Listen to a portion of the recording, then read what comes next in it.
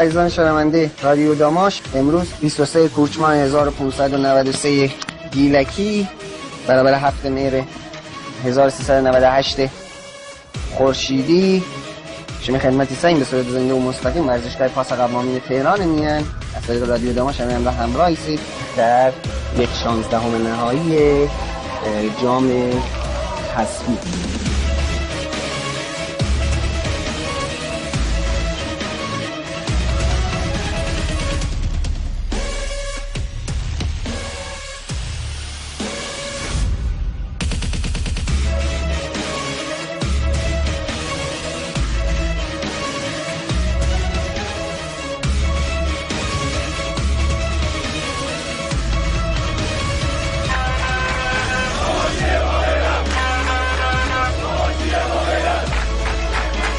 اولین کورنر بازی برای تیم سایپا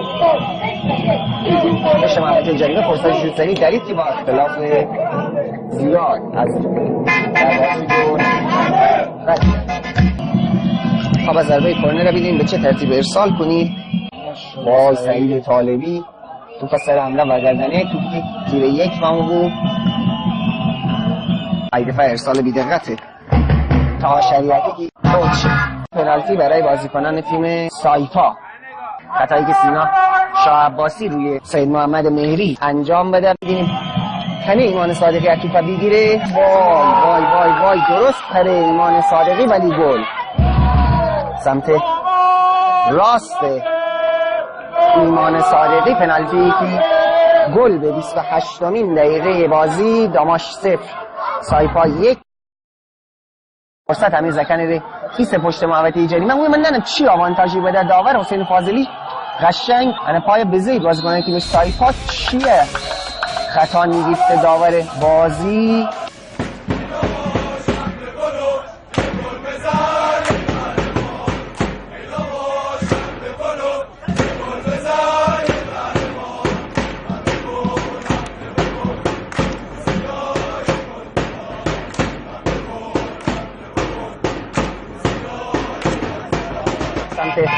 چپ خط دفاعی امام بگیرید رکن نباید اجازه بدیدشن ارسال بکنید. بگیرید چیکار کنید.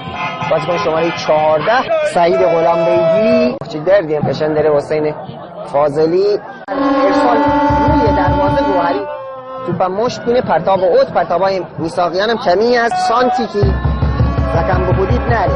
آها بهتاش لاعلی ارسال روی دروازه فرصت مناسب برای میساقیان باز هم توپا برگشت بده. اینقدر شلوغ پلوغه من هنگ دیدیم واقعا توپ کی زیر پا نه بخوام شبیه گزارش بکنم. ظاهر نصیری 1 دقیقه پیش تعویض به واسطه جای میساق میرپسند با حسین فاضلی توی محوطه جریمه فرصت داریم گل بزنیم اما بازیکن شماره 15 توپ دور کنه. مثل حسن بگید بهتاش میساقیان جا بمنست از سمت راست بازیکن تیم سایپا با محوطه جریمه درون. ایمان صادقی یه لحظه خطرناک بود توپ جمع کنه. بگفتم چی به خدمت همه هر دو تا مدافع ده کلا جلو فتشه اون طرف بهتاش و طرف آرمین. ببینید توپ از برزنه میلاد صفایی بلند روی دروازه گوهری با این دست توپ رشد کنه و وگردنه سمت چپ. فرصت همه زکنه نهکی نتیجه جبران بکنیم. ارسال زیبایی حسین فاضلی چی ضربه ای بزه سعید باقر پسند پشت محوطه جریمه. فرصت بسیار خوبی هم که درید برای ارسال. معین عباسیان پشت توپ قرار میگیره. حسین فاضلی تنها بازیکن ایسته که جلوی دیوار قرار بگیرده. وای چی ضربه سری زنی تا شریفی جابر نصیری هم از دوستی زنه. خیلی اتفاق خاصی نتونسته رقم بزنه. خطا ایت از 4 تا گل من از حذاویه بود که ارسال بکنید و گل بزنیم در بازی با مهرگان در شهر ایلام. 74مین دقیقه بازی بهتاش میساقیان پشت توپ ها بسر توپون در بازه رو فرصتی که بازیکن تیم داماش گل برای تیم داماش. تعویض طلایی تیم داماش گل بزنه معراج پورتقی یعنی حتی تا بما بازی درون گل بزنه. دقیقه 75 سایپا 1 داماش 1. باران هم شروع به ورزشگاه میان اما هر جاشیم بالاخره باران هم خود من امره اولین زیر بارش باران خدایا ابر طوفانی ایلان کمک بکنه انشالله با دست پر برگردیم از عبازی. ضربه خطایی که پشت محوطه جریمه تیم داماش شکل گیره. ابوالفضل جلالی و دیوار دفاعی تک نفری تیم داماش. باریکالله ایمان صادقی.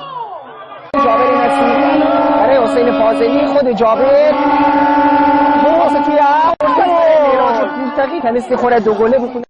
حالا فرصت برای میراج پورتقی.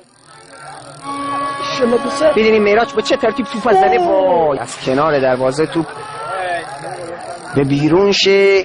میساقیان بلند توی محوطه جریمه برگشتی. ببینیم تنه خوبم ارسال بکنه یا نه ارسال برگشت داده به آرمین منفرد دوست. انگار نه انگار که امن تیم میهمانیم همه حمله کودن داریم.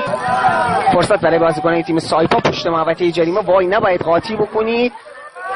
وای چه دقیقه گل خوری. گل دقیقه 89.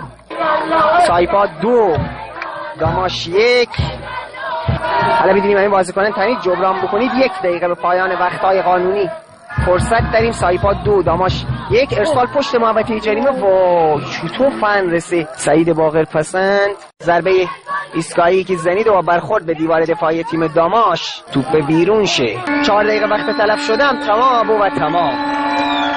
تمام. سایپا 2 داماش 1. علیرغم شایستگی از جام حذفی حذف